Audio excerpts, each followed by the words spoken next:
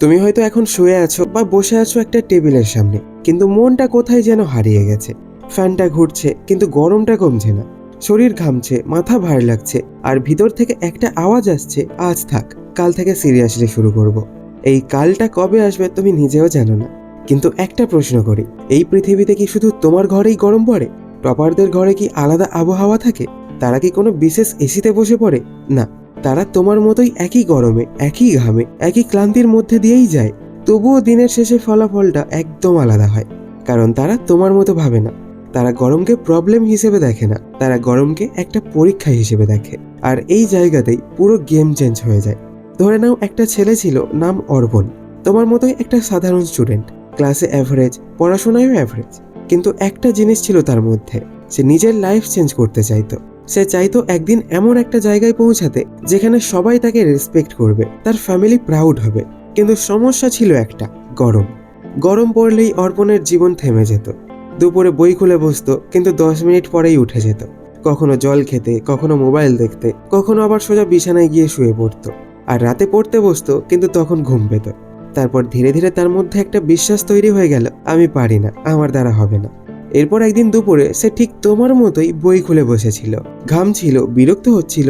আর তখনই সে একটা জিনিস নোটিস করলো, তার পাশের বাড়ির একটা ছেলে যে সবসময় টপ করে, সে জানালার পাশে বসে পড়ছে। একই গরম, একই পরিবেশ, কিন্তু তার ফোকাস একদম আলাদা। অর্পণের মাথায় তখন একটা প্রশ্ন ঢুকে গেল, ও পারছে, তাহলে আমি কেন পারছি না? এই একটা প্রশ্নই তার জীবন বদলে দিল। সে বুঝলো প্রবলেম গরম না, প্রবলেম তার সিস্টেম। সেদিন থেকে সে নিজের সিস্টেম চেঞ্জ করা শুরু করলো। প্রথমে সে একটা সিম্পল জিনিস করলো, সময় চেঞ্জ করলো। সে বুঝলো দুপুরে পড়া মানে নিজের সাথে যুদ্ধ করা। তাই সে সকাল 5টায় উঠতে শুরু করলো। প্রথম দিন খুব কষ্ট হলো, চোখ খুলছিল না, শরীর উঠতে চাইছিল না। কিন্তু সে উঠলো। ঠান্ডা একটা পরিবেশ, শান্ত একটা সকাল, আর সে বসে পড়লো। প্রথম 30 মিনিটে সে বুঝে গেল এটা সত্যিই অন্যরকম। মাথা ফ্রেশ, বডি কুল, আর ফোকাস একদম শার্প। সেদিন সে 3 ঘন্টার পড়া 1.5 ঘন্টায় শেষ করে ফেললো। তারপর সে রাতে পড়া শুরু করলো যখন টেম্পারেচার একটু কম থাকে। সে নিজের পুরো রুটিন গরমের সাথে ম্যাচ করে নিল এই ভিডিওটা দেখে। সে আর এনভায়রনমেন্টের বিরুদ্ধে লড়াই করলো না, সে এনভায়রনমেন্টকে ইউজ করলো। এরপর সে দ্বিতীয় একটা জিনিস করলো, কুলিং সিস্টেম। সে পড়ার আগে মুখ ধুতো, ঠান্ডা জল খেত, হালকা খাবার খেত। ভারী খাবার এড়িয়ে চলতো, কারণ সে বুঝে গিয়েছিল শরীর যত ভারী হবে মাইন্ড তত স্লো হবে। তাই সে ছোট ছোট ট্রিক ইউজ করতো। পাশে একটা জলের বোতল রাখতো, মাঝে মাঝে হাত মুখে জল দিত, আর পড়ার সময় বডি রিল্যাক্স রাখতো। এগুলো শুনতে ছোট ছোট জিনিস মনে হতে পারে, কিন্তু এফেক্টটা বিশাল বড়। ধীরে ধীরে অর্পণ একটা জিনিস রিয়েলাইজ করলো, তার ফোকাস বাড়ছে। আগে যেখানে 10 মিনিট পড়তে পারতো, এখন সেখানে 40 থেকে 50 মিনিট পড়তে পারছে। আগে যেখানে একটা চ্যাপ্টার বুঝতে 2 ঘন্টা লাগতো, এখন সেটা 1 ঘন্টায় শেষ হয়ে যাচ্ছে। কিন্তু সবচেয়ে বড় চেঞ্জটা হয়েছিল তার মাইন্ডে। আগে সে ভাবতো গরম তাই পারছি না, এখন সে ভাবে সিস্টেম আছে তাই পারছি। এই বিশ্বাসের পরিবর্তনটাই তাকে টপার বানিয়ে দিল। তুমি তো জানো সাকসেস কখনোই ওভারনাইট আসে না, এটা ধীরে ধীরে তৈরি হয়। প্রতিদিন একটু একটু করে ইমপ্রুভ করলে একদিন তুমি এমন একটা জায়গায় পৌঁছে যাও যেখানে তুমি নিজেই নিজের পুরনো ভার্সনকে চিনতে পারো না।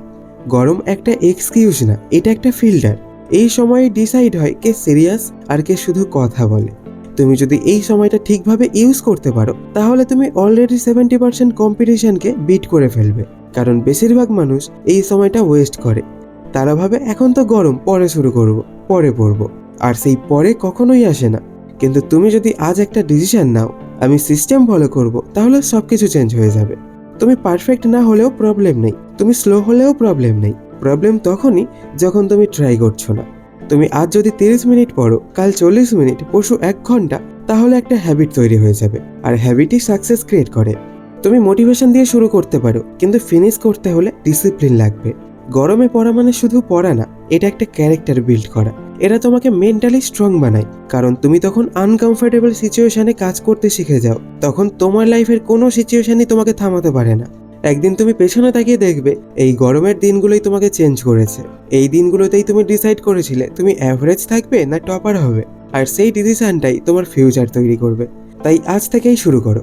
পারফেক্ট মোমেন্টের জন্য ওয়েট করো না, কারণ পারফেক্ট মোমেন্ট কখনোই আসে না, মোমেন্টটাকে পারফেক্ট বানাতে হয়।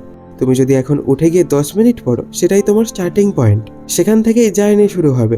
আর একটা কথা মনে রেখো, টপাররা আলাদা কিছু করে না, তারা সেম জিনিসটা আলাদাভাবে করে। তাই তুমি যদি আজ নিজের রাস্তা চেঞ্জ করো তাহলে তোমার রেজাল্ট চেঞ্জ হবেই, এবং ঠিক একদিন তুমি সেই মানুষটা হবে যাকে দেখে অন্যরা ভাববে ও কিভাবে পারে। আর তখন তুমি হেসে বলবে, আমি শুধু শুরু করেছিলাম যখন সবাই এক্সকিউজ খুঁজছিল।